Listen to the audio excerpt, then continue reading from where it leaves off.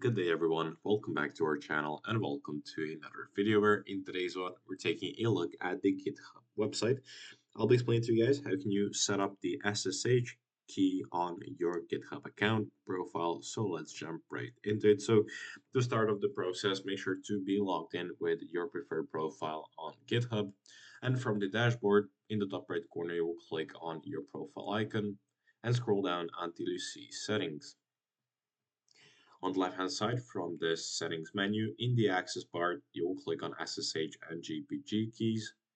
To set up your SSH key, click on the new one on this green one, type in your title, your key type, is it authentication or a sign-in one, and simply type in the key right here.